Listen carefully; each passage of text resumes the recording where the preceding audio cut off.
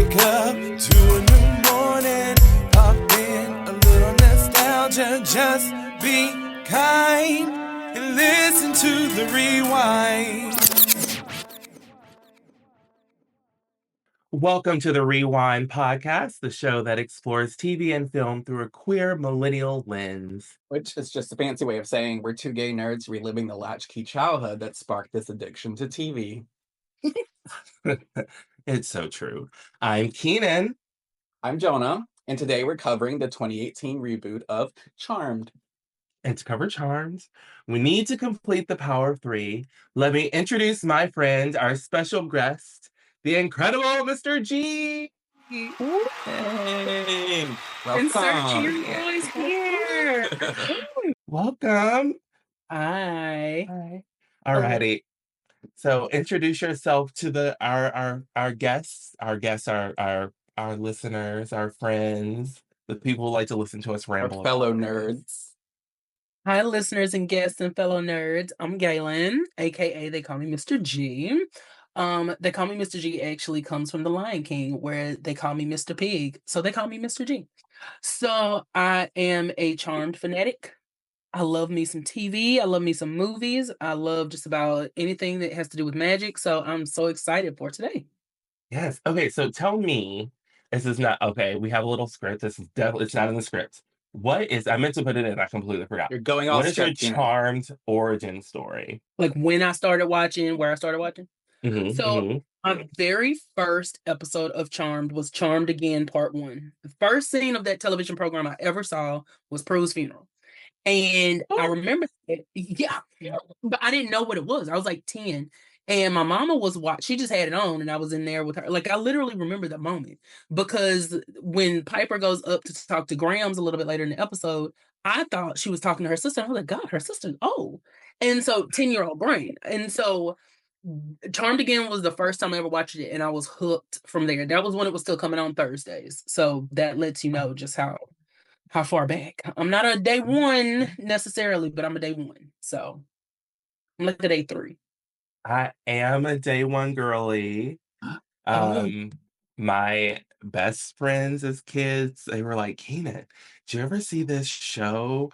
Did you see this commercial about a show coming on? It's like Sisters That Are Witches. And I was like, what?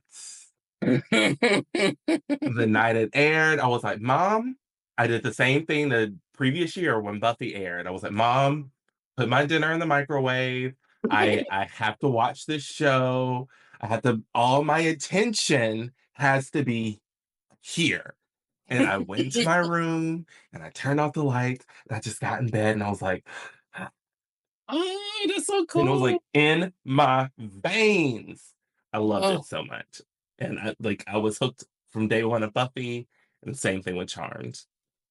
Yeah. Jonah, what's your Charmed origin story? Same. I think I didn't discover Charmed until probably around 2002 or 3.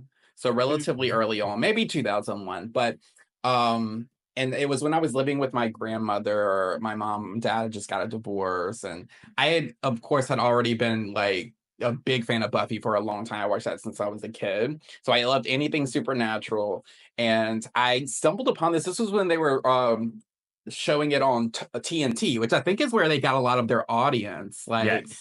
I don't know that I would have ever seen it because I didn't have the WB or the CW or whatever. And so TNT is the reason that I got into it and watched a lot of the reruns before they started airing the more current episodes. And I saw it and I just was instantly fixated. I was obsessed, actually. I was so obsessed, in fact, that I was like a freshman in high school, I remember.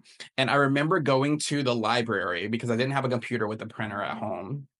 And I would low-key search everything, any and everything Charmed related. I would search all of these like promo pictures of the girls or whatever, and like of the house. And I had like pictures of every room of the house, of the manor. And I would print them out And I remember the librarian, because you have to pay for every sheet that you print, by the way. So my allowance was just going to printing these all of these copies of like Charm memorabilia. I was obsessed, and I printed so many of them out that I know the librarian was just kind of like giving me this like weird look, like, what's wrong with you? Like, she had to think I was such a creep. And I remember like keeping them in this big suitcase, and my intention was always to make like a scrapbook of it, like my own kind of book of shadows, but with like the show memorabilia. And I never got around to it. And I'm sure that suitcase is probably somewhere out there, like still full of all those Charm copies. I love But it. I I love used to it. watch it with my grandmother. We watched it together, which is really funny because we're talking about an elderly Pentecostal woman. Like, if anyone should not have been watching that show, it should have been her. But she likes supernatural stuff too. That's where I kind of get like Yeah. that interest, I think. Because we watched a lot of the same stuff when I was younger together, and that was one of them. And so Charm for me, the original, it has that nostalgia element to it, particularly because I think fondly of the times I spent with my grandmother watching that every week. Right. So Oh, Mm. I love that. I love it. I love it. So, as you all know, there's going to be spoilers. So, we're going to spoil the old show. We're going to spoil the reboot. So, if you've not watched either one and you don't want to know spoilers, come back. Watch it and come back. watch and repeat. Otherwise, keep on playing. But before we get into the main meat of the show, Jonah, what's our pop cultural viral clip of the week? So this is a little different from what we had last week. This one is actually from TikToker Tom Grennan. And it's a very short video of a group of people rehearsing a cover of the song Too Sweet by Hozier. It's his new song. So before I play this clip, it's important to know, if you're not familiar with the song already, the lyrics of the song's chorus, which is, I think I'll take my whiskey neat, my coffee black, and my bed at 3. But what made this video so viral and so unexpectedly funny is one of the singers mistakenly sings a not safe for work remix of the chorus. I don't even know what that song is. Yeah, I've never heard it before. I think I'll take my whiskey knee. My pussy. Oh,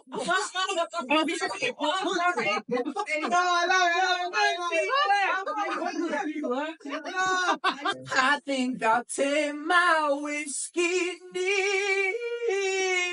My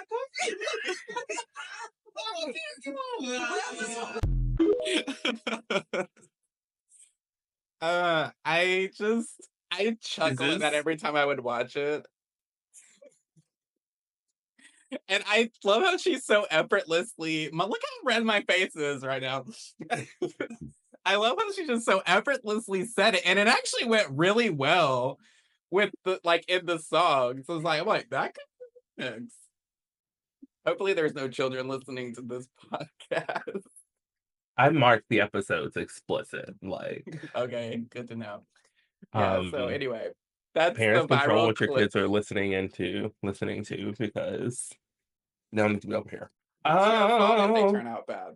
Yeah, so I don't know. I wonder what was going through her head when she said that. I wonder if like she is like something about the song reminded her of another song, or because it just so effortlessly rolled off her tongue.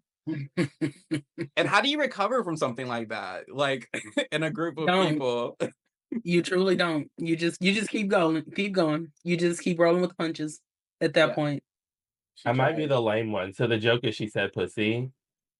Yes, Is Keith. that I didn't think that was funny. Oh my God. Okay. And that's why I explained the lyrics before. Okay, so she said pussy and Okay. Because that's not the lyrics. The lyrics are my coffee black and my bed maybe if green. it was like a song that I was supposed to know. That's why I told you the lyrics before. I know, but I don't know. Galen thought it was hilarious. I mean, if it's a viral clip, a lot of people think it's hilarious. Yeah, I think it was like one of them. 2.4 million, I think, was how many people had liked it. So pretty viral. That's what I said. I'm just not one of them. That's funny. Leave it to Keenan to be different. Just have, I'm different. I'm I'm just like, diverse. so she said. She said pussy. Okay. I think it's just because it was so unexpected in the context of the situation. And I mean, I guess at least she did Maybe you live. shouldn't. Okay, hold on. I think you just gave the punchline away. Because it's not like I wasn't, I think I was just expecting it. But I didn't tell you that it was gonna be pussy. You said NSFW. Oh. My God, today. Well, again, both I and Galen thought it was fucking hilarious. I'm just saying. I was tickled. Don't try to shame us because you I'm didn't not think something funny shaming was funny. anyone. You I'm are. not shaming anyone. As I said, it went viral. So clearly, people thought it was hilarious. You just walked down the street ringing a bell saying shame. That is what That's a Game of Thrones How reference. dare you tell me I'm shaming people because the joke is she said pussy. I don't think it's funny. I think it's a word. you just sat here and said that we were two lamos who didn't have friends in high school. Yes, that your Because we actual laughed at word was lame. Yes. I heard it. Yes. Yes. Like you said that it's on camera. Ridiculous. Okay, let's Okay. move on. We're using Womp, all of our womp. free Zoom time. Womp womp. Maybe we should have a backup clip. You know what? And I said, Keenan's not gonna find this funny. But I was like, hey, especially if I explain what the original lyrics are. So thank God Galen was here to validate me. Otherwise, I would have left here feeling so bad about myself. I could not imagine you sitting here in silence after playing a clip like that. That was so hilarious. Imagine it, because the number of times that has happened to me on this podcast, because Keenan's not gonna fake, and he's not gonna give me a charity laugh. That's not. Mm-mm. Mm-mm.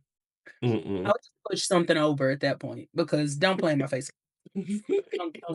Right. Okay, Keenan, tell us about this damn show. Okay, let's talk about it. So this is a reboot of a series created by Constance M. Burge. True story, one time I sent her an email. This was around the middle of the airing of season 1. It was never returned. But I sent an email asking if they were ever going to sell the Book of Shadows, like copies of the Book of Shadows that you could own. They never emailed me back. But that's okay. That's okay.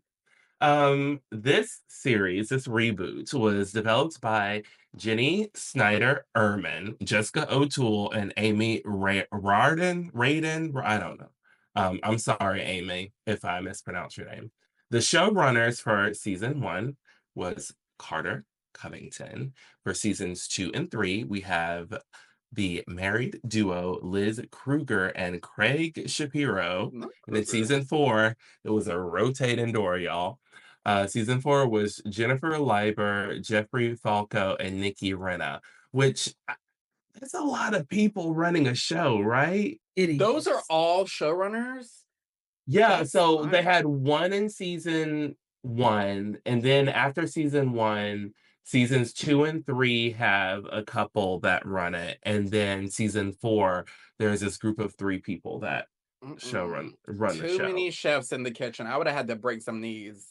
Yeah. Starring Madeline Montauk as Macy Vaughn, Melanie Diaz as Melvira, Sarah Jeffrey as Maggie Vera.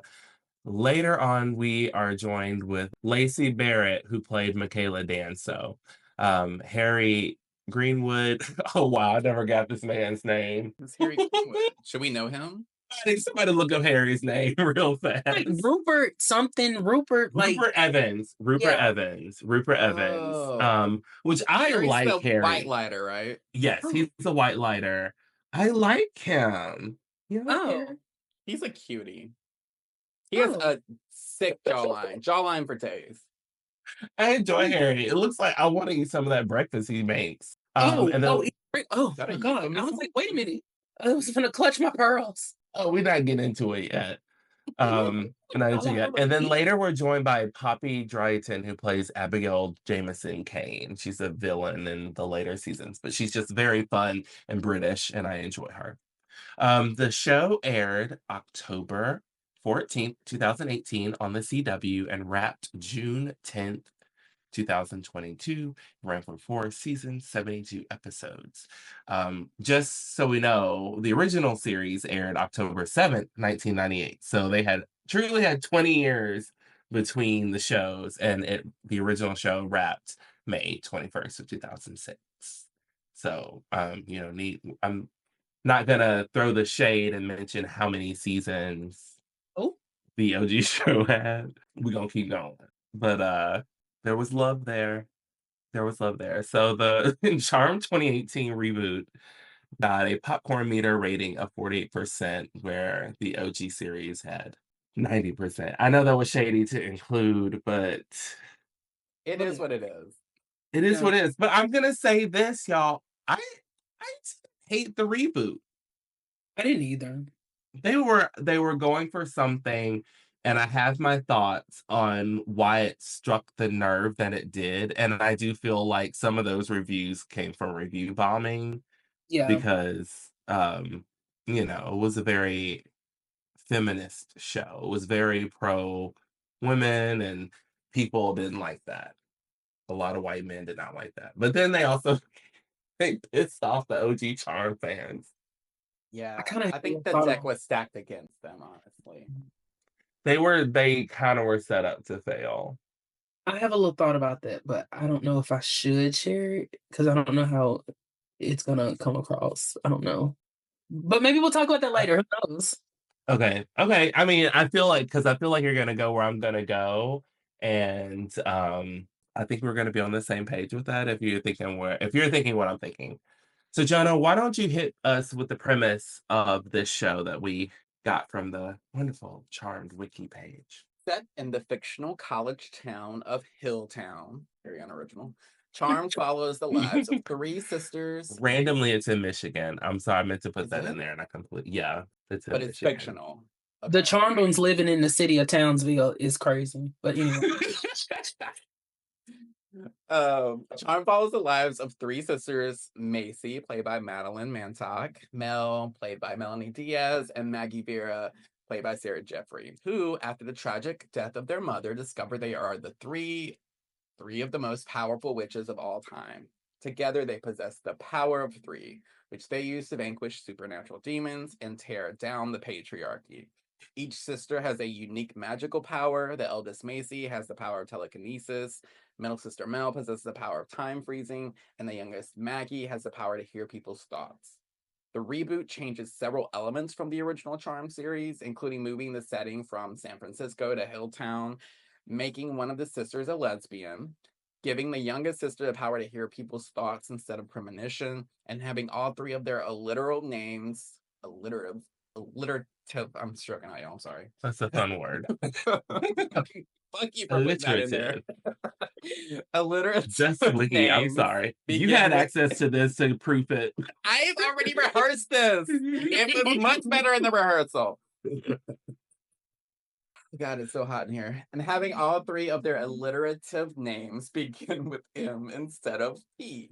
Additionally, all 3 lead actresses are of different ethnicities, with Mantock being white and Afro-Caribbean, Diaz being Puerto Rican, and Jeffrey being Canadian, Dutch, and African American. Wait, so did they all have different dads? No. No. So yes. Technically, halfway. yeah. So when we meet them, we think that Macy, the oldest, has her, a different dad. The one that presents more black has a black father. Yeah. And the other 2 girls, I'm not sure what their dad, like his, I don't want to use the right word.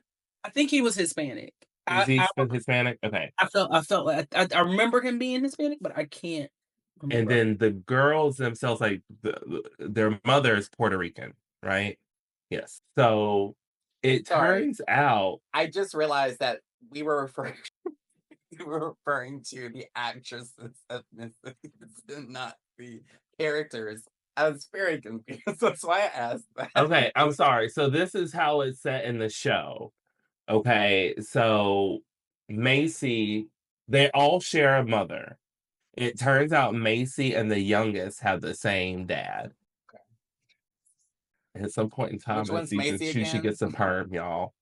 The best. I mean, the oldest. Oh, okay, that's some soap opera shit. Like, It, because she's the It's secret like sister, season right? 1 goes through a lot. season 1 has There's a a- lot jam-packed into those episodes. I literally finished it today, and I was like, Mhm. Okay, well, they found a way to condense all 8 seasons of Charmed into one storyline. It did. And I feel like a season of the comics. I feel like a season of the comics wait, that there they are were Charm able to comics? yes. Yes. Oh my How did I not know goodness. this? I don't know. I will They're hot direct you. topic. I will direct you to a podcast that I think Galen you've been on as well. Yes, Word to the Words Witches. of the Witches. Yeah. Yes. Mhm. Okay, I'll direct you to that podcast. They go over the comics. That's how I'm reading them. But I feel like it's very similar to a storyline in the comics. Like, like SVU's ripped from the headlines. Like, I feel like they're like, I'm gonna take this concept and use it. Like Billy and Kirsty low key show up, but I'm gonna just gonna be quiet. I'm just gonna be quiet. I'm just gonna hush. Oh my God.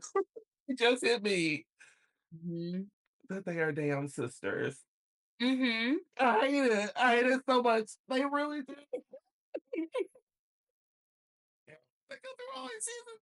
Mhm. It's a lot. It is a lot. Yeah.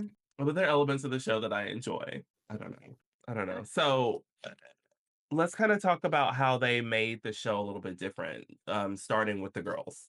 Do you feel that they were like, we got to have a Prue type, we have to have a Piper-ish type?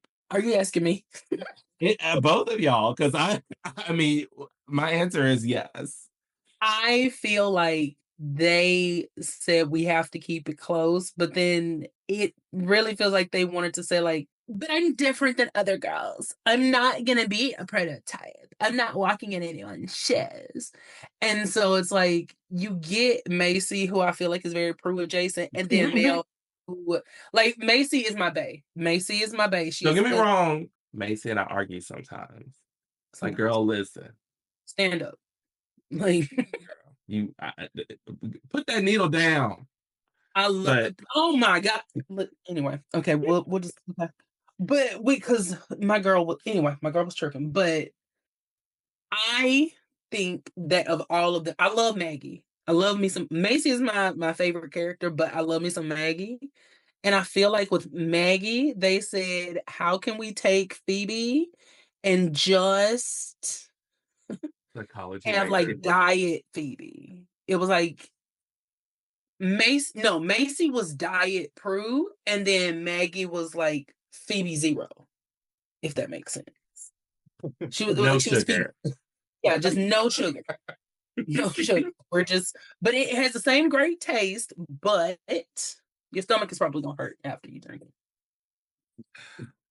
It the I wanted them to explore so many different things, like with them being already kind of like delving into the Yoruba culture. So I was like, oh, they're it. gonna do a lot. But no, that did not happen. It was very upsetting to me. I think it's interesting that they used the secret sister storyline right out of the gate because it was like it seems like it would be safer to have that in your back pocket, you know, in case a situation happens like with the original Mhm. show. But they use it right out of the gate, which tells me some weird shit is gonna happen when And it is. Madeline And it Mantock is, exits. Jonah. Are you But ready for this spoiler? Can I give them the spoiler of like how season 4 rolls out? yes, Feel please, free. please. Okay. Spoiler. So Macy sacrifices herself to the greater good at the end of season 3. So we're like, oh no, we're without a sister. There no now we have already introduced a very fabulous trans cousin who I'm like, clearly we can bring her in because like there was a really great storyline of her like finding her magic and that was proven like affirming her womanhood because in their family only women have magic. So like it was I enjoy Josefina, right? Was that the cousin? At some point in time, Macy had donated stem cells, and the girl who had received Macy's stem cells develops powers and becomes the new charmed one. And her power is to like manifest things. So she'll like draw something and bring it to life. Somebody They watched snatched season that 5 and right. run. They snatched that right out of like season 2 of the original Charm. See, it Like, always makes me think about the boy in season 5 that drew the comic book heroes. Yes. It was so I assumed that was where they got it from. Like, But then like the doctor from season 3 that injected Piper's blood, like he was injecting oh yeah, him and Astro Monkey. Dr. Williams. Yeah, Dr. Williamson. Dr. oh, Williamson. was that in season 3? I was thinking it was in 2. No, it was season 2. It was season Season 2? Okay, see. Oh, okay. Is it Astro Monkey? Is that the name of the episode? It was Astro Monkey, yeah. That was such a good episode. I'm like, yes. So I was just gonna say I really, really appreciate the inclusivity and diversity of the show with BIPOC and queer characters because God knows the original didn't have hardly any. how do you live in San Francisco and not one gay person? Right. Not one. Okay. There was a mention of a Not gay even a couple at the flag. a gay person that was interested in the other person at her work, and that Mhm. was season. That was season like 7, I think 7 or 8. Yeah, It was a later out there. It was a later season. Not say how you in San Francisco, not one. You know, Prue had a gay BFF. Like somebody, she told all the tea to. Well, I feel like okay, never mind. Let me hush. You don't think so? Oh no! Tell me, Okay. tell me. Get me together. Get me I together. I feel like our eldest 2 charmed ones were definitely giving conservative. It was giving very Prue was given I accept you and I'm gonna support you. However, let's not go crazy. And Piper was giving very much I took my son out of that daycare. Ooh.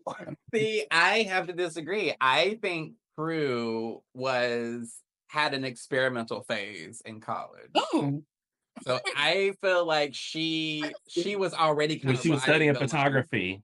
Oh yes, she was I a could see that. creative. I could see that. I could see it. I could see it. It's another undeveloped roll of film up there. Uh-oh. And it's not just her on that bridge this time. Sorry. Sorry. And they had my prudence on that bridge. Okay, I'm getting off topic. Sorry. My girl, It's Prue, all Prue. charmed. It's all topic. It's all on charmed. topic, It's all baby. charmed. So one thing I was very interested in, and I think they get more into it in season 2, so I haven't gotten back to that rewatch, was the white lighter mythos.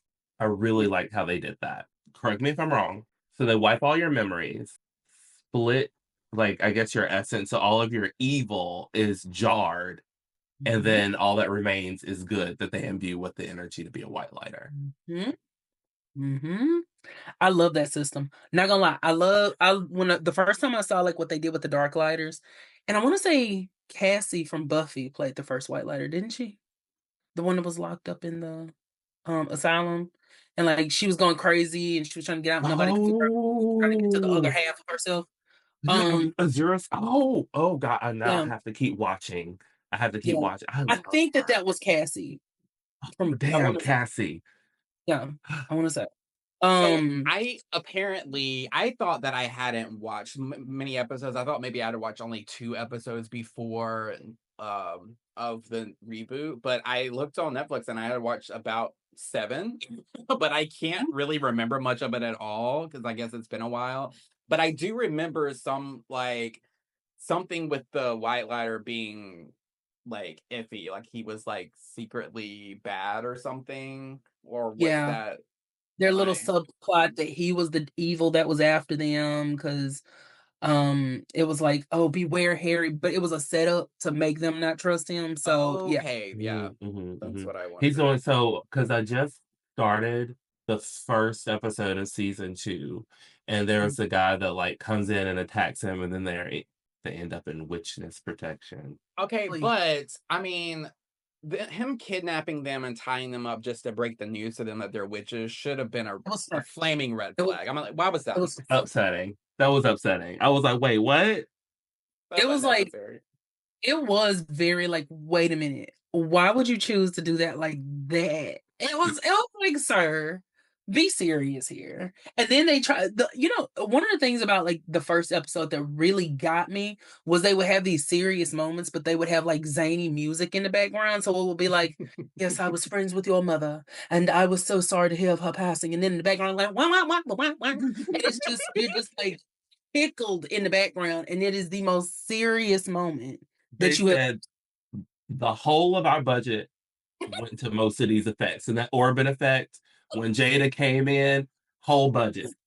Whole budget. And Was apparently they Jada. were But she was using zapping around like it was nothing. I said, did they have checks?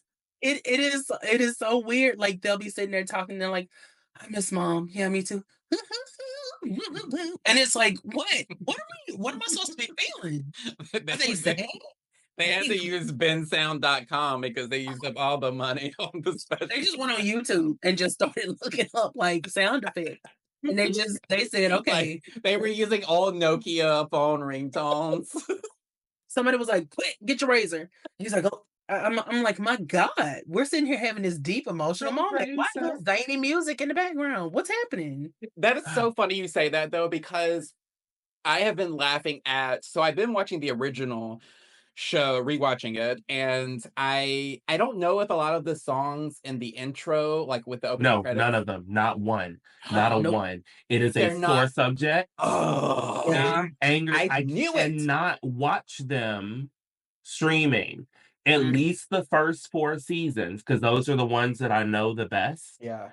Anything beyond, like, I can't watch the first 4 seasons streaming because the music is different and it throws it fucks the entire mood of the intro of the episode.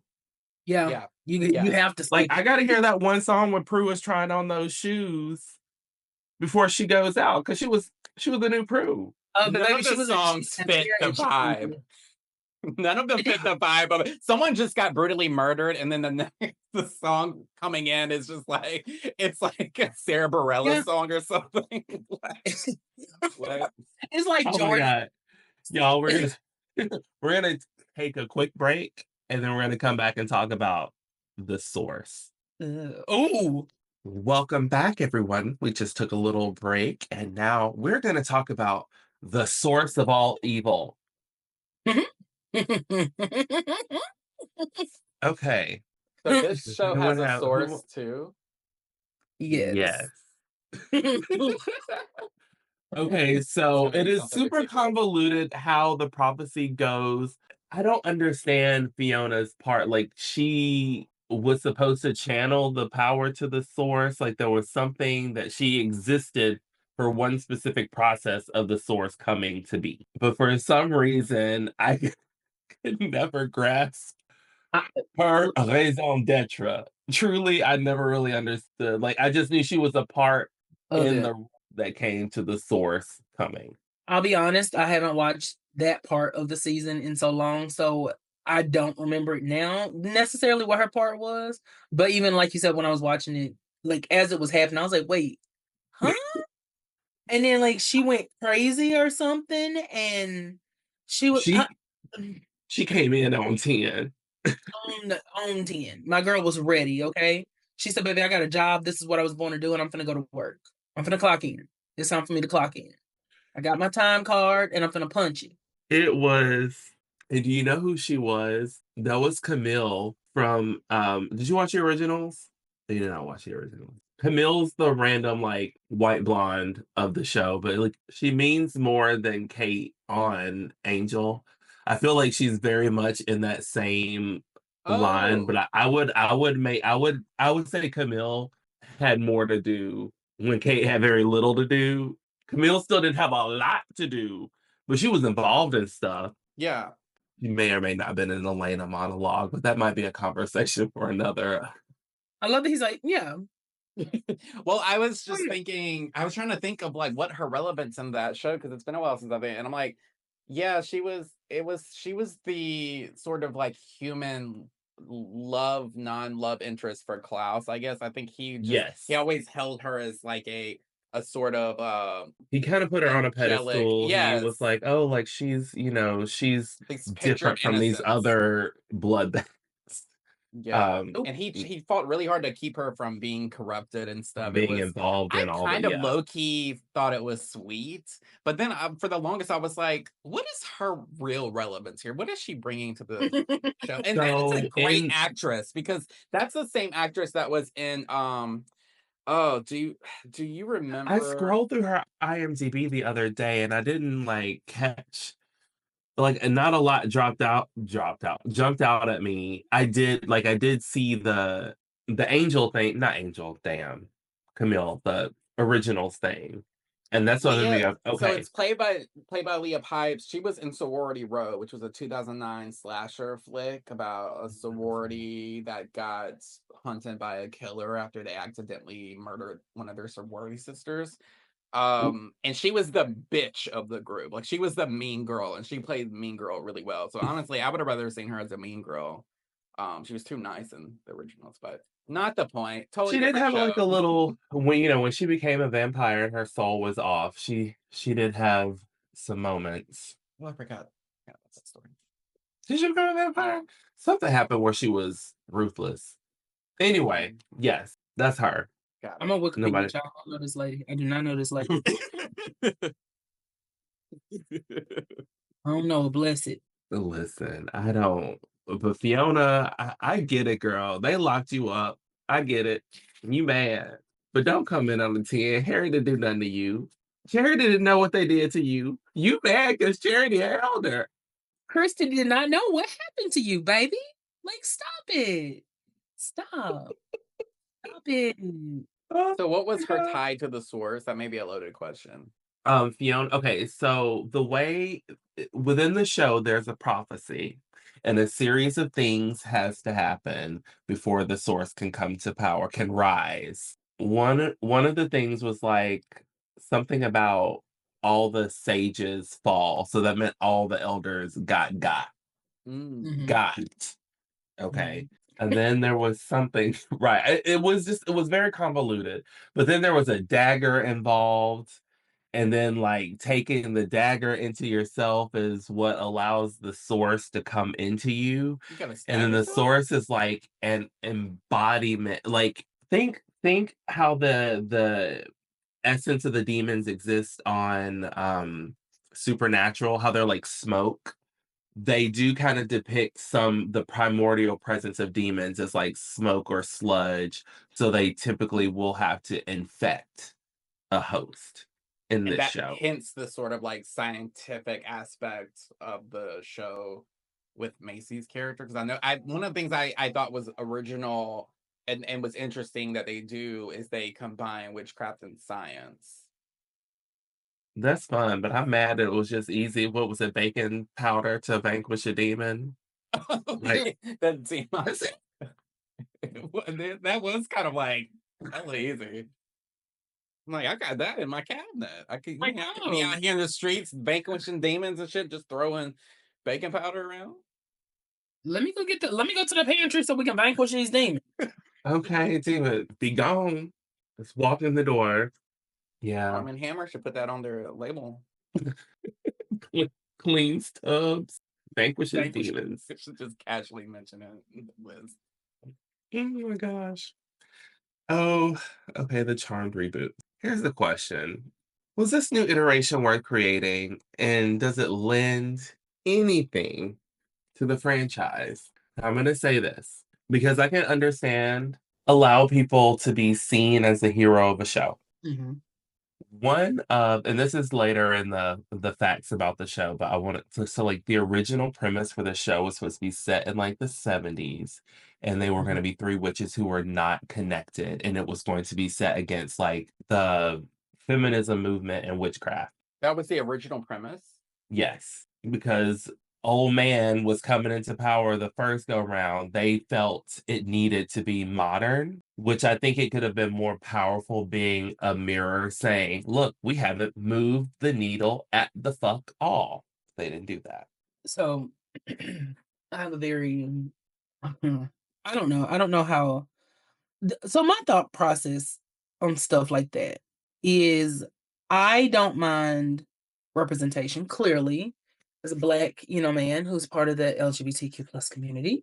Where I think they kind of got lost though is what happens when you try to make tokenism not tokenism, but you try to make it the identity. And so that's what it is, but you're choosing to be like, no, that's not what we're doing here.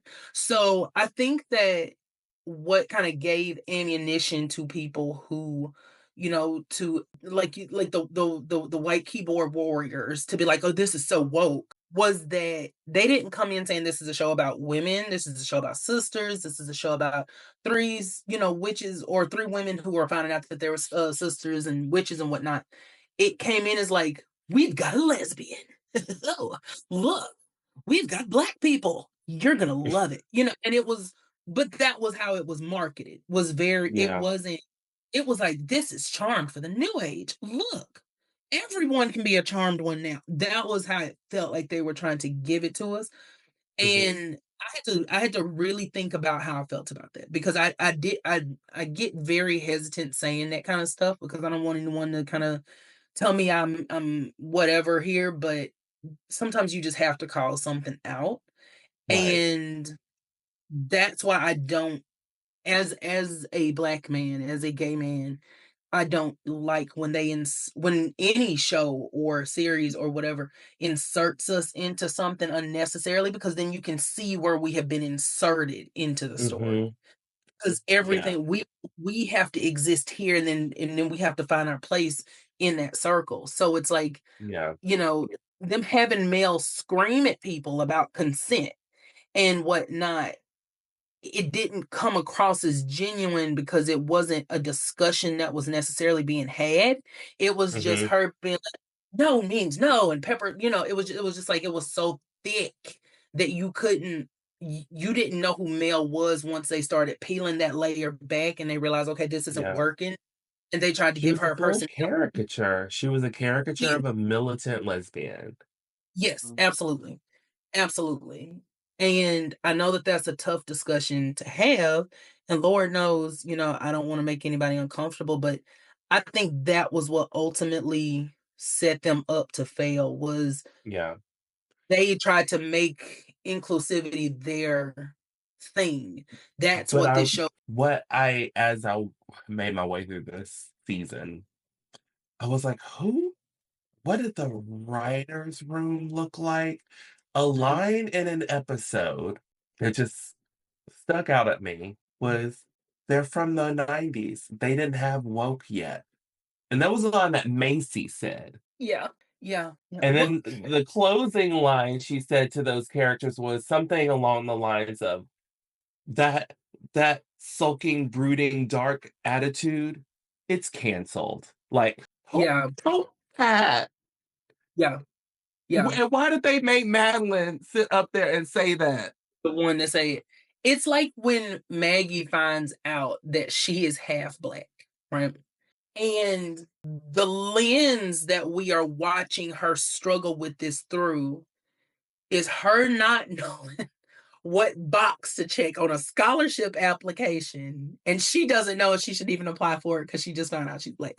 So do you? That's my thing. Is like, there's a way to have a discussion without being like, I don't know what box to check. And then, I do think Macy's part when they sat down and talked was very sweet, and being like, I can't tell you what that means for you. You Mhm. have to explore that. I think that part was handled well, but just the setup to it. Why is my Maggie automatically trying to apply for scholarships? Like, it felt like what the story was trying to tell us. Like, if you find out that you're Black, there's a lot of stuff that you can use it for. I think Fully, that was like the undertone of that was like, Black people can get fully. away with a lot of things if you just tick the right box. And it's like they handled it so haphazardly And it that. makes me wonder who was in the writer's room. Absolutely. Absolutely. And that's something that I've thought about for a long time, because the show, I don't mean to get too serious here, I'm sorry. But the show, I don't think the show was bad. I think that they did not have an identity going forward, or going into it Mhm. rather. They crammed everything they possibly could into season 1. They didn't quite know where to shoot their focus, and they were just kind of throwing it from right now we're focusing on Macy, but then we're gonna put in Fiona, and now we need to go to Harry, and then we need to go to whatever Macy's boyfriend's name was, and then we gotta. So there was just never a place for it to land where the original Charmed. I think part of what was so fun about watching it was that they didn't know what they were doing, and so we got to go on that journey with them. So Yeah. when but it was always them. It was never like, okay, well, boyfriend, yeah. It came back to them. It always came back to, at the end of the day, them at 1329 Prescott Street. They also And didn't They say take that it themselves does. too seriously in that yes, show. Whereas this one, I just feel like they tried too hard, which I think touches on a little bit of what you're saying. It just felt like yes, it was really in your face. Yeah, very. I do feel like sometimes Macy was in a different show. Oh, Um, shoot. the acting, I mean, Macy has some credits, because she was in a show called Tomorrow People. She was like I'm not gonna say she was like a friend of the lead guy. She was a friend, so she showed up. I was like, oh, so she been around for a minute. Well, and you She was also in Into the Badlands, which was a AMC show that was really good that I watched. That's where I think I know her from, because I'm watching the reboot. I'm like, why do I know her? And she's in that show. It was something. It was, oh yeah. So was it worth creating? Does it lend anything? I I don't know. feel like I at only the watched a end they handful of really thought they were episodes. going to try and do that. But it was like, no, you pissed off the OGs. You pissed off so many of the original fans. Like, no one's down for what you're trying to do.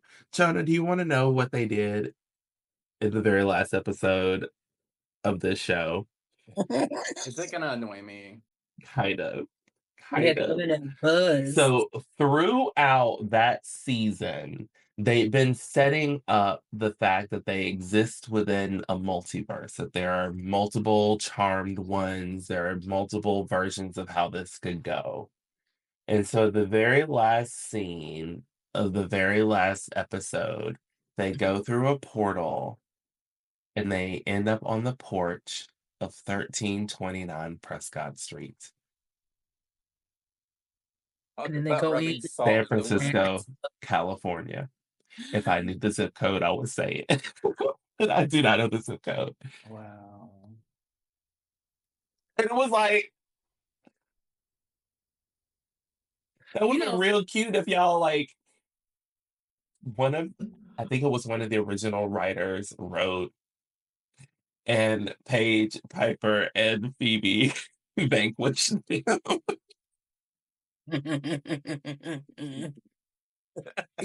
people were jumping up and down and were like, "See, this is what we were gonna get, and y'all couldn't support." And da da da. And people were going crazy. But my thing is like, it's too little, too late, babe. It's season 4. You're I don't right. need y'all going to season 4. You know what I mean? Like, I feel like that was their way, because they did a lot of course correcting in this show. There were multiple mini pseudo reboots within this show of them trying to reboot their own story. Mhm. And I just think by the time we got to trying to put them at 1329, like, girl, okay, we've run out. This is like soap operas where we have had, have siblings dating the same woman 1,000 times. Like, come on, be for real. Is there a It's baby switch gonna happen? Well, I mean, technically. I At this point, and I'm upset to say it, I will continue watching it. I'll continue watching it to get to the other end of it just so I can remember. Like, because as I think back to the show, I'm like, what the hell was going on? And Right. again, as I make my way through season 1, I was like, I don't understand how this girl fit into what was going on. All I know is that she's the one that was gonna make something happen. She got us from one point of the story to another point of the story, and then they took her out. And I was like, oh, bye, girl. Was she? Was Fiona Christie? Christie? Well, see, that's what I get confused about, or that's what I'm trying to decipher rather, because I feel like because Fiona was locked up in wherever I think it was Tartarus they put her, right? So Hmm. I think that would be Christy, and then Billy would be our girl who was an elder. Charity. So, Charity. Listen, Well, I would say this. I would say this. When they introduced Charity, I was like, okay, Charity. And then slowly I was like, okay, there's something not right about her. Listen, you know what? I do want to make one quick statement because this is not relevant necessarily to the story, but it is in the fact that I think it's a bigger picture of why the show felt weird. So after the mama takes her tumble out the window, and it's a couple of months later, and Maggie and Mel are arguing. Maggie, in I don't know what it was supposed to be, was like, Mel, you need to get over this. And I was like, Mel's mama was dead. Like, girl, y'all came home and crows were coming out your house. And your mama was laid out. She was splayed out on the ground, neck cracked, leg behind her The way ear. they had her legs. The way they had that woman's leg, neck, just she was like, oh. So you are she's like, oh. And you look this woman in her face and say, you need to get over it. And I think that was the best way to describe the relationships on this show is that they didn't feel like didn't even feel like sisters. They literally felt like they had just met each other. And they did a lot of telling instead of showing. So you have her doing her little mantra. Yeah, differences are your strength. Your sister head is your. And I'm like, okay. But then when it comes down to it, Maggie's still like, girl, the check cleared. You need to let this go. You need to let it go. Okay. We both have access to the pension. The life insurance check cleared. Like, girl, what are you still worried about this for? Let it go. It was if I was Mel, I would have thought that Maggie was the one that killed her, honestly. I would have been like, where were you? What happened? Speaking of the tumble out the window, it's just the detective's logic that the mom fell through that big ass Victorian window because she was fixing it is laughable to me. Like, how was she fixing it? What was she fixing? Well, didn't they try to say my girl? Didn't they try to say my girl was drunk? So later on in the season, when Macy's flipping time back, you see her doing that. Like she's fixing the window and she has a glass of wine, and some shit happens and she falls out the window. But I was like, so that really happened. She wasn't murdered. Oh no, she was murdered. No, it IRL she was taken out. They got her. Yeah. Have you made it as far to find out who had killed her? Who took her out? Do you want to know? I don't think so. Sure. It was Charity. Charity, the person that you guys are the elder. The elder. Okay. And we haven't met her yet. I guess I haven't met her yet. I was like, whoever is watching this show truly felt the way I feel. The elders did everything dirty. They pushed Grams down the stairs. They were like, the elders are horrible. We're about to show it. We're gonna show it. They said, you know what? We're gonna go ahead and we're gonna do that. I feel like there was like an OG fan in the writer's room, and they went in there and said, I got an idea. And then they just threw that in there because girl, I remember at the time being like, this is what my Macy is putting them needles in her forehead for. This is what my girl is cutting up for. This was the big reveal. Okay. All right. When my Macy Prudence Vaughn would be standing there like a nincompoop in that attic, putting that needle in her head. I feel like I need to Google this. Girl, stop it. She literally is sitting here doing it. Girl, stop. Ma'am. Stop I it. guess they fit in like a Willow Magic is Drug storyline in there with a damn needle because she was like, Oh, "Say that." she got addicted to it. Like it could be like, oh dang, I need to go to Walmart and see if they got some flour. Hold on, let me get my needle and I'll tell you. Like it was like that. It was to that level. She would just go get the needle for nothing. She was Because I addicted. could use my evil sight. She was like, yeah, I can use my demon side. And it's like, girl, we're just trying to see if Uber works today. That's it. That's all we're trying to do. We can just pull Girl, up the your app. eyes are black. What is going on? Like, Mama, you're being eaten up by evil. Stop it. You're Stop. just seeing what you want to see.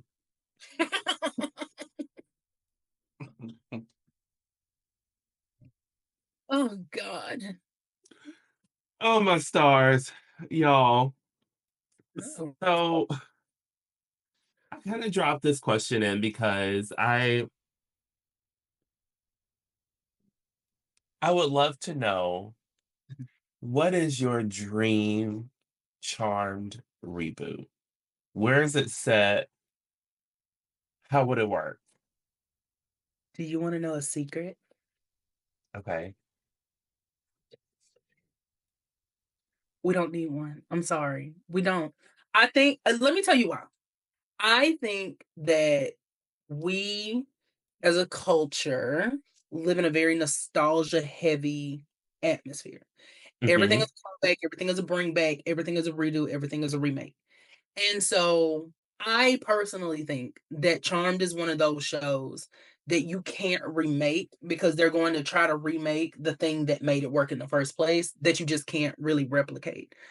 Um, to me, the appeal of the original Charmed was the fact that they made them feel like sisters. Somebody sat down and said, I am going to base this on me and my sisters. And so it felt like, even at the moments where you are sitting there scratching your head, like, why in the hell are they doing this? It still felt like a sister relationship. And I think that just from years of talk now, of course, if someone else has a different opinion, I'm not telling anyone to think how I think. But just in years of listening to other people kind of say what we need a reboot, we need a reboot. I think that a lot of people want to experience watching the show for the first time again, and that's Hmm. not gonna happen. And so I think that in trying to reboot it, we're trying to chase a feeling of happiness that's not gonna come back in that way. Yeah. And that's why me personally, I just wouldn't do it. Like I might do something that's related to the universe, a good old prequel, a good old, spin-off, something like that. But as far as like rebooting our story, I don't think it needs to be done. And I think this is a good example why. Because Hmm. the time is different and the things that made that show quirky but work back then. Like, yeah, 20, almost 30 years later, we're, talking about kind of the storylines and how wonky they were and whatever else. But that's part of the appeal and the charm of it. Where now people that want like something succinct and like every single episode is just this perfect mash of story and this and that when that's not what Charmed was. And the problem with this reboot was just the fact that they didn't even try to give us a modicum of that, but then they also gave us too much of it. So in trying to develop the characters, they underdeveloped them. So to me, I would just leave the story where it is. It's kind of like Buffy, where I don't think Buffy needs a reboot. I think that Buffy has a built-in anthology series to it where you can just pick a Slayer, make a show. Um, and I only I don't mean to like bring it up to try to compare the shows, but I bring it up to say that these universes had their specific appeal, and trying to remake it, redo it is just not going to be successful. I don't I also in the think long. too on that note, like it was what made it both of those shows special at the time was the fact that the atmosphere wasn't already like dark culture wasn't already saturated with that the way it is today. And Yeah. Mhm. it was maybe there were maybe a few other projects that had been done before, like for particularly for Charmed, it was the spirit of that came from sort of practical magic meets the craft in a way. Yeah. And with Buffy, you had like, I mean, what, Interview with the Vampire and then the original Buffy or whatever. So there wasn't a lot of that kind of content, and that's what made it like enthralling, I think, and had such a niche like hold on the fans. Now there is something supernatural on every streamer, like always reruns of something supernatural based, always a new show coming out that's supernatural based, and it's kind of exhausting, honestly. And so I don't think that the thing that made Charm special then is gonna, I agree, gonna really present in any sort of reboot. Although I will say I kind of low-key want to see a prequel that maybe features Grams from the Oh yeah. original. Yes.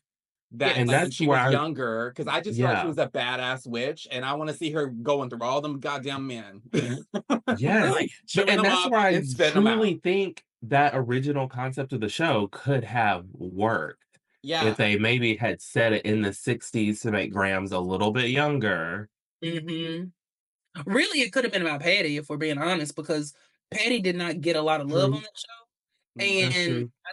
I mean, she did, but what I mean is like she didn't get a lot of fleshing out. And Mhm. I mean, even the way that they knew about her power was just very randomly thrown in. It's just like, I thought you said mom could freeze. I was like, yeah, she could, but there's never any expansion on like, well, why? Was she in the book? Did she write it so y'all would know? Things like that. And I think they really missed the mark. And that's another thing is like I love Graham's Down, but I think characters like that, I would love to see something about Melinda Warren. Even the way that they have their ancestors set, even they have like a good basis to where you could do a generational show, and you could have a show where you have a grandmother, a mother, and the granddaughter, and it could kind of replicate that, but it could be that showing how they pass their power down, things like that. You could honestly absolutely do that. Mhm. Give me an anthology show. Give me something. I love a period piece. I'd Mhm. take Mhm. it. And I'd those take it. do really well now. Absolutely. Yeah. I think Yeah. period, aside from that Supernatural spinoff, which was There was a interesting. supernatural spinoff. Yeah, it was a prequel series. The Winchester. Yeah. Okay, gotcha. Yes. Yes. So We did what an do we episode rate on it it? too. So what do we rate this show? So for those of you who have not heard our rating system before, we have 1 through 5. So our lowest is what the fuck were they thinking? The next one is the mortgage was due. Someone needed to pay a bill. Nostalgia blanket. It's a good time and 100% would watch again. So who wants to go first? Let our guest Galen. Oh, okay. I am going to say that I would put it at what did they think the mortgage was? It would be somewhere between, it would be between what were they thinking and the mortgage was like the mortgage was due, but what did they think? How much did they think it was? Did they have enough money to cover it is the better question. And did the payment go through? So I would put it somewhere between them. That's what I The payments were going through up until the last episode of season 1. If Mhm. you intend on watching through, then no, not the last. I think it was the second to last. The second to last. I don't think Whenever I could Fiona started make it doing that whatever far. Fiona was doing, when that lightning hit her, I was like, I y'all could I use some of that Jada budget. I think it would. I don't know if I can make it that far because I clearly didn't make it that far before. Only got 7 episodes in. I would say maybe for me the mortgage was due. Because I can kind of see what they were going for and what they were thinking, but it fell flat for me. It was just, and it was also just too much, and I don't feel like that the chemistry was there with the way it was with the original Yeah. cast because of the sisterhood that were speaking to. Aspect of it, yeah. But yeah, I mean, I would probably put it on as like background while I'm doing laundry or something, or like, here or there, or maybe put it on mute with the captions while I work or something. But yeah, I don't see me really You- like dedicating like real time to it. Keenan. Well, I say I did not hate the show. I do feel like the mortgage was due, and somebody was like, "I need a quick check." Um, I am. It just like did Connie like Miss Burns? Did you get a pass over the scripts? Was was her money guaranteed? Either way, she was like, "Get paid."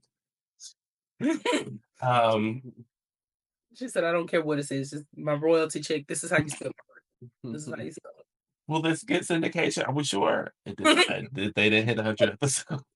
Sorry. Whew. Okay, y'all, we took another quick break, but we are back and we are ready to go over some fun facts and any of the other little bits of drama that didn't come up when we talked earlier. So You love drama. here we go.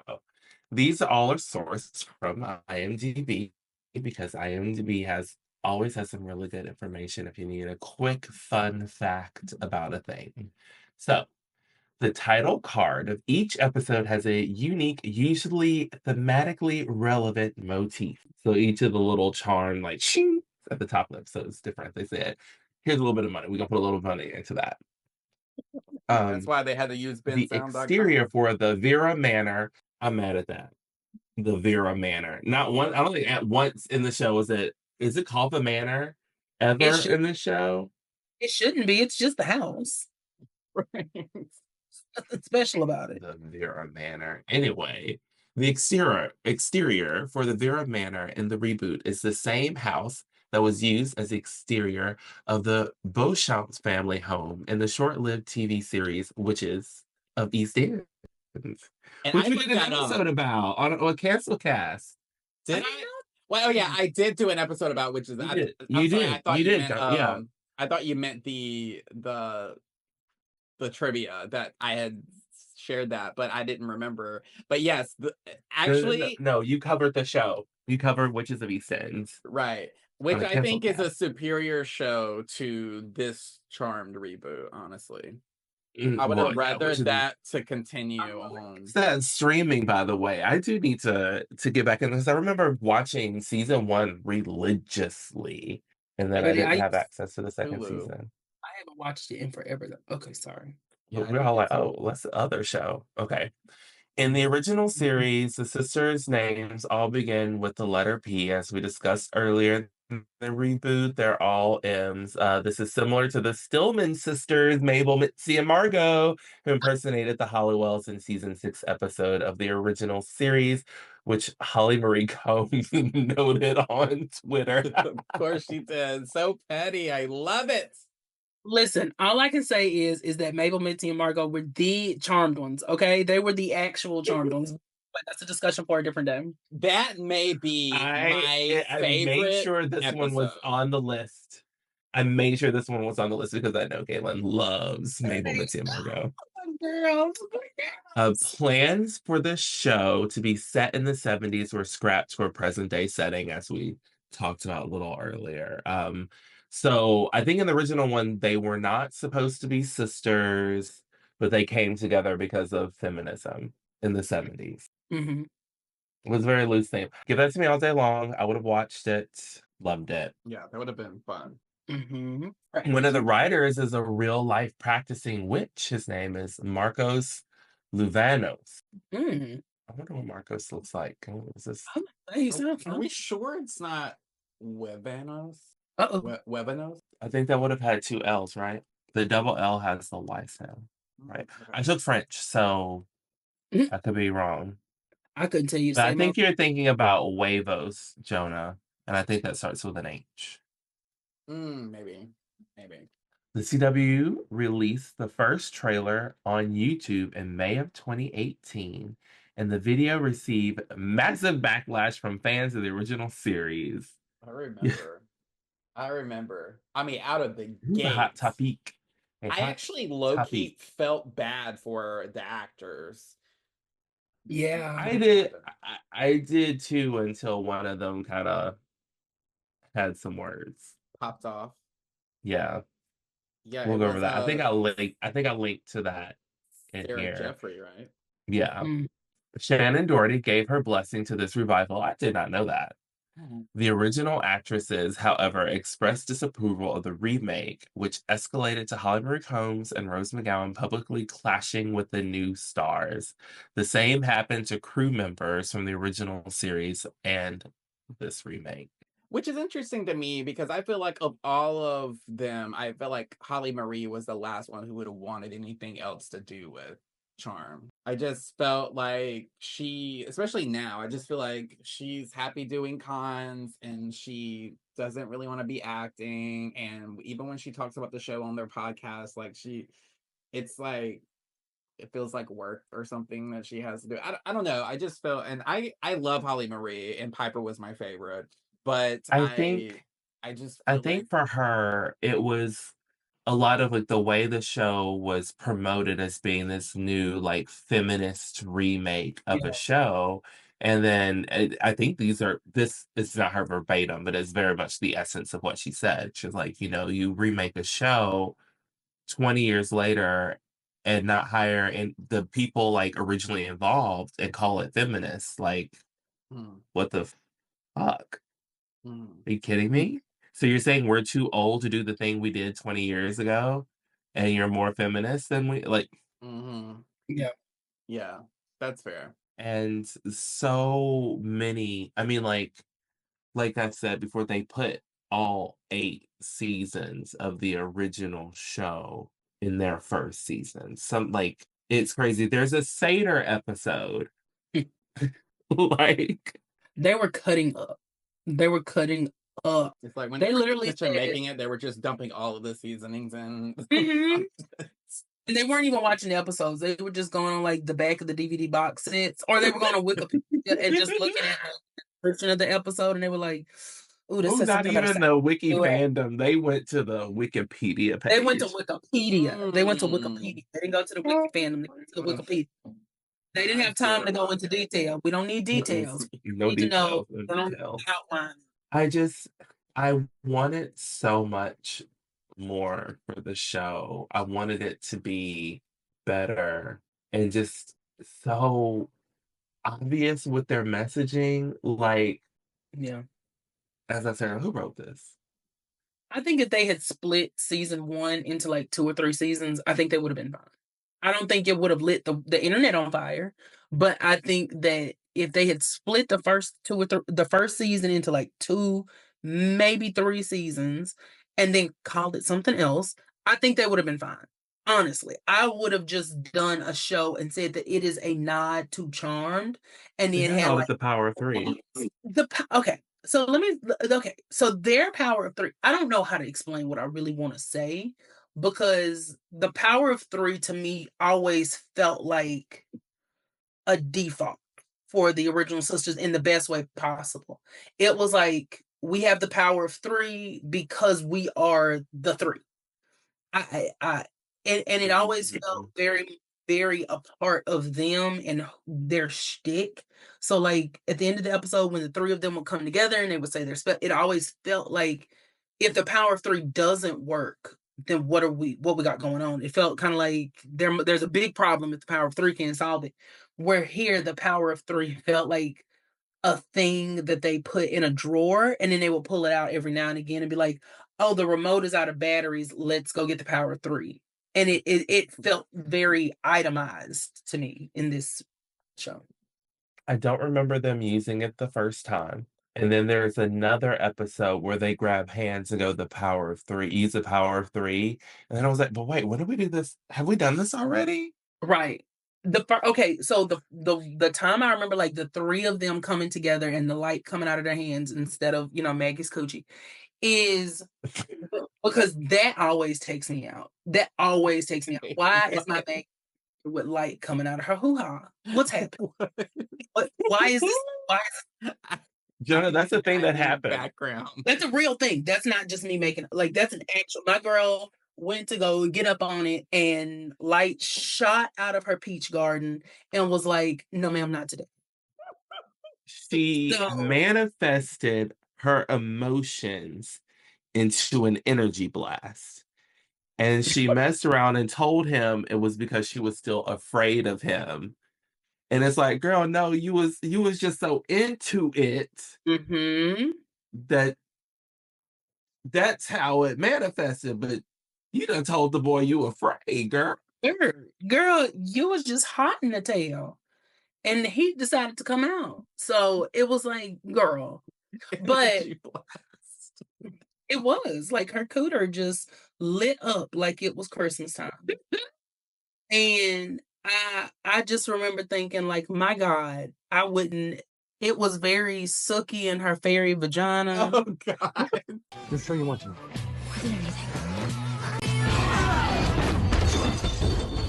Parker? What now? Just. I'm so over Sookie and her precious fairy vagina and her unbelievably stupid name. I'm so sick of Sookie and her magic fairy vagina and her incredible stupid name. Baby, I live for Pam.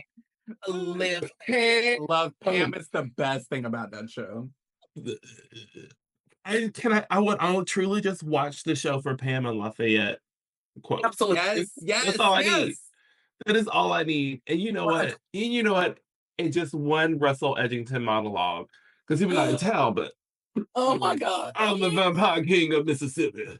Mhm. And then I can't remember what happened, but it was something like really horrible to happen. He's like, oh my God. He was just like, so I was like, sir, shut up. He was, I love me some Russell. I love me some Russell, child. Love me some Russell. But I remember when they were going up against the Iceman, when they were going up against Bobby from X-Men. And they're like the mist is all around them or whatever, and they're like choking or whatever was happening. I don't remember. And I swear to God, when they're like, oh, the power of 3, and so Macy like uses her power to bring her sisters to her. And I swear to God, all I could think about was Dina Jones going, one night only. Like that's what I thought was gonna happen. I was, and then when we glowed, I was thinking like, come on. Like I started singing that song because that was what came to my mind was Dina Jones in One Night Only. I love And it. I don't know. And it was like the way she like girl, okay. That sounds like it should be a TikTok video. I'm cutting it together in my head right now. Yeah, that's great. Oh God. Yeah, Either and that- it's funny because I just literally watched that episode, so it's really fresh on my mind. So you describing it, it just because it was they did make a point to make it look ethereal in a way because she drags them through the cloud of like smoke or whatever, and it's just like kind of haunting and she looked so elegant, but then her sister's like, oh, like they kind of lurch. They don't just move forward; they like lurch. It's like I didn't know this gave her sisters whiplash. Like, girl, you could have yelled and told me you were finna bring me to you. My God, brace yourself! Like brace yourself. A warning, just a warning. Something. Oh my gosh. Tyler Blackburn guest starred in Surrender as the demon of the week, Viralis, and Chloe Bridges guest starred in the subsequent episode, The Replacement, as Harry's temporary replacement, Tessa. Both had previously had recurring roles on Pretty Little Liars 2010, the OG version, in which Holly Marie Combs, who played Piper in the OG series, also had a recurring role. Basically, they're like, look at this degree of separation from the original show. We were basically on Charmed. Tyler Blackburn was, I can't remember his character's name on Pretty Little Liars, but he was one of the girls' boyfriends. He was like one of the boyfriends that was around all the time. He was like, I'm brooding and I'm angry and my hair does this, that kind of thing. Yes. Okay. I didn't mean to laugh like Ursula just then. I'm sorry. Let's see, did we go over all the things? I wanted to pull up this article really fast. So it said, Charm may be over, but the feud between the original series, it's not. So this would have come out in 2022 when the show wrapped. I just... You know what I picture? When that show got canceled, I pictured Rose and Holly getting together and popping champagne and just This is like what I was saying cheering earlier. to This is their what one of demise. the original writers wrote about the original like these girls showing up to the OG sister's house. As an original hashtag Charm writer, I can tell you what happened next. Piper, Phoebe, and Paige vanquished the three imposters right after they invaded Halliwell Manor. Then and they tag Holly in it, blew up the portal to that other universe, and quipped, "We wish them well." Wow. So salty. My God. So this is where I was like, girl, sit down. She said something. Okay, yeah, Jennifer, I thought better to just let them shout it into the abyss. But I do want to say I find it sad and quite frankly pathetic to see grown women behaving this way. Man, Lack of not do respect. like that. They were out here in these streets arguing. I don't know. It's upsetting. Like I said, I wanted better for the show, but it didn't happen. It didn't happen. And then it just spiraled out of control. I want to ask Galen something specifically. Well, Mhm. two things actually. So one, I want to know you. A lot of your content is like has been very like page centric or like page positive.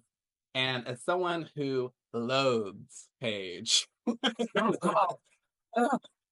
I am wondering Mm. what attracts you to her. What like because earlier when you mentioned about the first episode you seen was Charmed again, I was like, okay, that makes sense to me. I think for that Yeah. to be your first time because your first experience, your first time like meeting the power of three is like a different power of three, Yeah. I guess.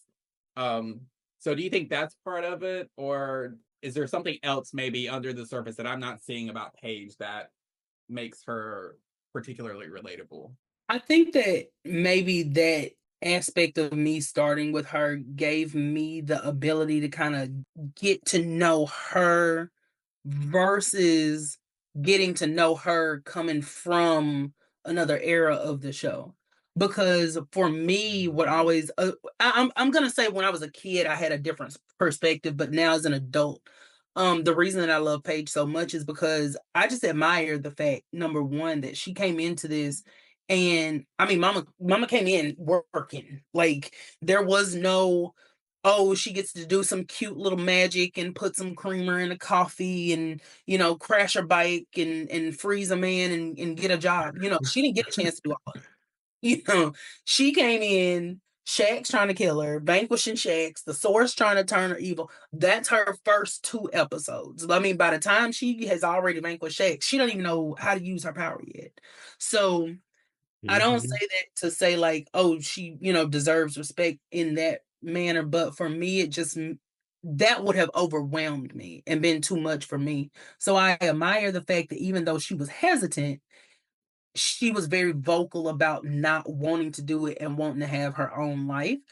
But then I think she also helped them to see that they were trying to push her into their normal versus trying to converge their lives. And it's the fact that she spoke up for herself, even though she did end up giving in. It's the fact that she spoke up for herself, and I feel like she had to really fight to be a part of their family.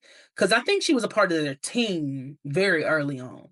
But the thing about Charmed is you can't be in the team and not in the family as well. Like those two things are going to clash at some point. It's the family And business. exactly, it's a family business. And as a person who I've always felt like I was kind of on the outside looking in, and I still struggle a lot with comparing myself to people and thinking that I'm not good enough, and if I just looked different or if I spoke differently or if I, was more consistent or if I was this or if I was that, then things will work out for me. But what what I love about Paige is that she did the comparison even, a year in, but she finally figured out where she stood in their family, and I think she accepted that versus still trying to push her way in. And we kind of watch her go on this completely separate journey from them because, Piper and Phoebe are used to having sisters, Paige is not. So we're watching her go out of her comfort zone in more ways than one. It's not just the magic, it's not just living in this home, but it's the fact that this is also her family home, but nobody ever says that. So Piper and Phoebe, this is where they grew up. This is, they've heard the stories. We watch them go through their lineage and see, our family built this house here and whatnot. But when Paige gets there, she's just living there. And there's never a moment where they say, well, this is your house too, or that's your family too. They kind of throw in little moments like, oh, the book is yours. But she never gets that same reception to me of our family. It always feels like she's talking to them about their family. I always admire the fact that even when she got tired, she still fought to be herself. Even when she might have gone overboard trying to make magic into who she was, it was still to find that missing piece of herself. It was still to figure out how she fit into this world that she's been thrust into. So her kind of not having that connection and eventually being, I think, okay with that and understanding that she had her own connection to them. That's just what I love about Paige as a character. That's what makes me, I think, gravitate towards her in a way that I kind of don't the others. I mean, I love all of them, don't get me wrong, but Paige to me is a character who's always on the outside looking in.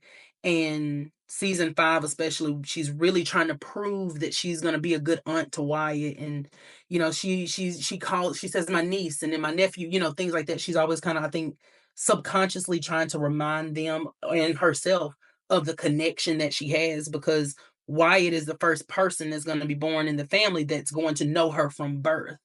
And so I think she's always trying to make sure they know this is who I am in his life. So little things like that I know what that feels like, constantly trying to fit into a space that you don't know if you really do. I just know what that feels like. And that's what I just have so much respect for that character, and I just love her. And she's so, I think she gets the opportunity to be her own character even when they don't really know what to do with her sometimes. So that's why I love kind of imitating her, because she's the outside perspective. She's the one who can look at them and be like, "What?" And it doesn't feel strange, because if the three of them who are learning things together, they look at each other, we're gonna be like, "Girl, you knew that." But Paige is the one that's like, kind of like Harry going into Hogwarts and hearing Dumbledore say, "Oh well, if you go into the forest, the Forbidden Forest, then you're gonna die a horrible death." And everybody's like, "Yeah, that's what happens." And Harry's like, "What the hell do you mean I'm gonna die?" It's that perspective that makes me love her.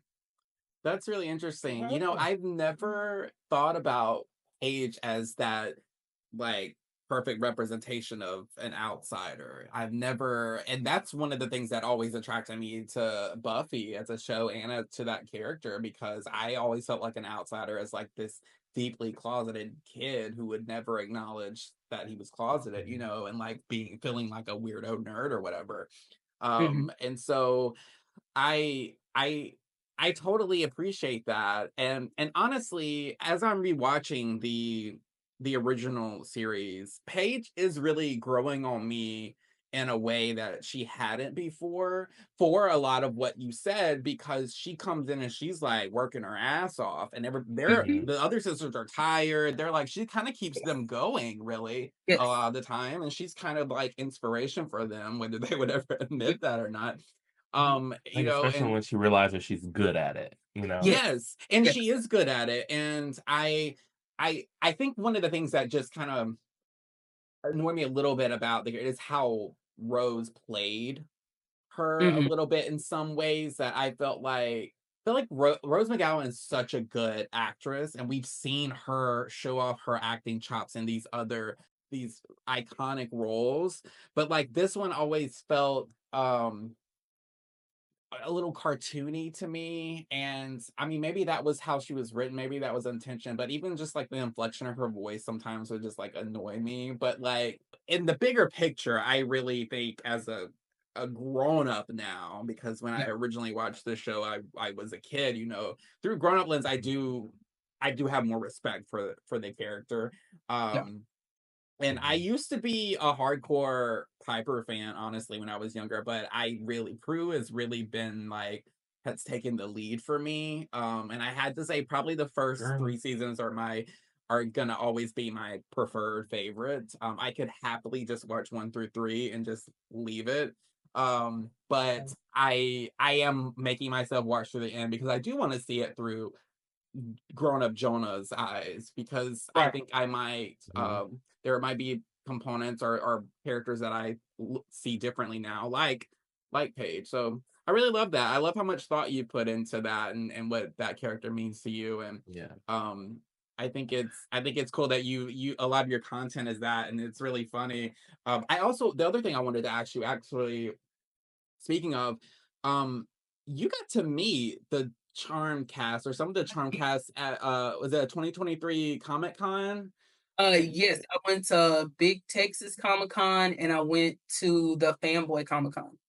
And Oh, I met all four of the actresses. I had the opportunity to meet Shannon October of last year. So I did get that opportunity to meet her. So it was what very was fun. that like for you? I watched your video of when you were asking them the question during the panel, and had asked them, did they ever think, or like, I love how you were brought to their attention. I don't know if you ever realized, but a lot of Black people watch Charmed. Yes. And you know, what do you guys think about that impact? And I loved what Shannon said, particularly because she, of course, she took the lead with that question, right? Because that's so her. And when Yeah. she was talking, like, she was saying how we, as in fans, are all family. It really felt like she was talking to all of us, you know, not Indeed. just you. Yeah. But what was that like, meeting them? And was it just surreal? It, I will say that it didn't kind of register with me until after I left. I think it was so, because it all happens very fast. Like meeting them, like going to a con. The first one I went to, I met Holly by herself, and that was one of the first cons I'd ever gone to. That was no, that was the first con I'd ever gone to that was that size. And it was like super quick. So I kind of felt like I was like, did I actually meet her, or did they just like give me a cardboard cutout? Because it just moved so quick. It does feel that way at those things sometimes, right? Those like And those photo ops. oh my God, the photo ops was that's a whole other story. Going to a con as a person that has a disability is very interesting. Um, but the second time I think was a little bit more because I got a chance to stand in line and watch them interact with other people and then say, oh my God, this is about to happen. So, Mm-hmm. when I met Rose, it was like, that's my bae. So Yeah. I also think too that another reason that maybe her acting seems a little different sometimes is because she was mostly in like movies.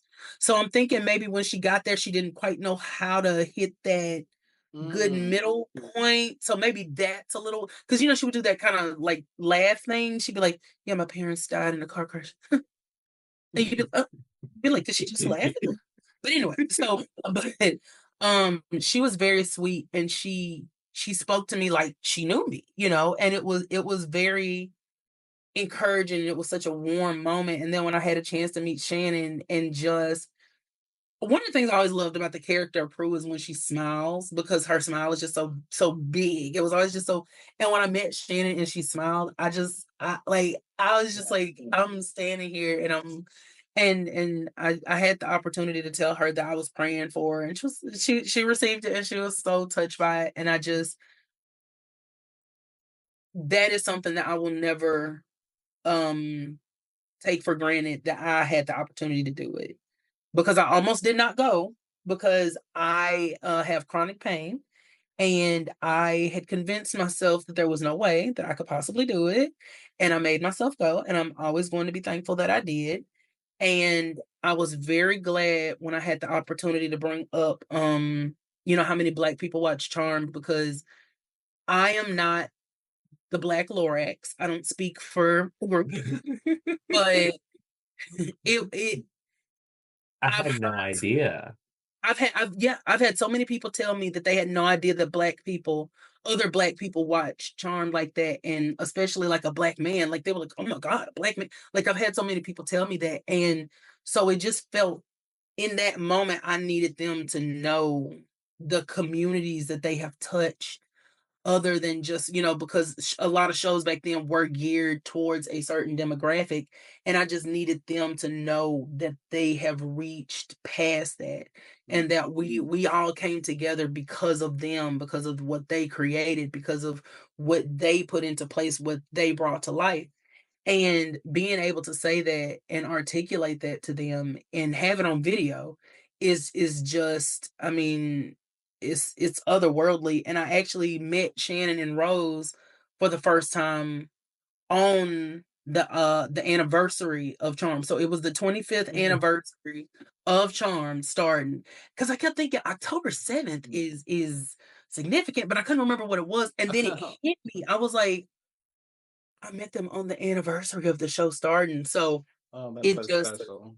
it Mm. absolutely was, and I met Alyssa, a couple of weeks later. I went to Dallas. So I live in Louisiana, and I drove to Dallas, and it was just, I mean, having those experiences has just been I can't, like, meeting Grams, I got a chance to do my impression of Grams for her, and she Wait, said that what yes. is this impression? I don't think I've seen this.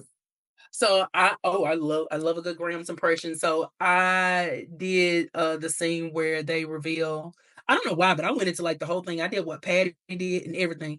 I was like, Patty was like, well, Sam and I, because she says, because the British accent, she was says, Sam and I wanted to keep the baby, but mother, well, I mean, I knew it would be a disaster before you and Leo Piper. It was unthinkable for white lighters and witches to be together, let alone have children together. And she was like, and when she said that was a very good impression, I said, you cannot tell me. So good.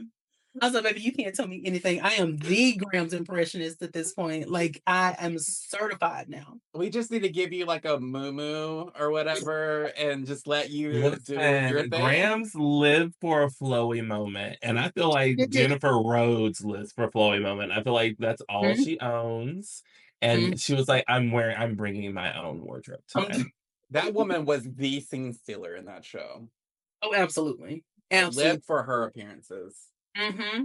Just that the way she would just dramatically build up, like the when she comes in season 2 and she's like, "Oh, it's good to see you, my darlings," or rather, Well, by that's you. And it's like just the way she just like cuts it in half, and you can feel the person. Because at first it's just like classic grandma, so happy, and then she's like, "Okay, well, all right, let's cut that out." I that love how time It's she they just conjured her, and she was in the middle of gossiping with somebody will always be. like, baby, right? She I just been turned in my heaven. baby. She just turned my light off. She said, don't be up there talking about me. I hear you talking about me. I hear you That's talking." so funny. I also love how she just casually like drops really terrible and daunting news, like just sort of like in the conversation, like it's something she knows and just happens to know, and she totally, I can't think of any specific like moments, and I couldn't at all do an impression like you, but it's just so funny to me how like she's so effortless with that character, but Mhm. wow. Well, everyone, thanks for listening to the Rewind podcast. Before we go, please take a moment to show some love for your favorite podcast by leaving us a review on Spotify, Apple Podcasts, or wherever you listen. Every positive review, rating, and subscriber helps. Connect with us on the socials. You can find us on Facebook at the Rewind Podcast 1, Blue Sky at the Rewind Podcast.bsky.social, Instagram at the Rewind Podcast, and TikTok at the Rewind Podcast.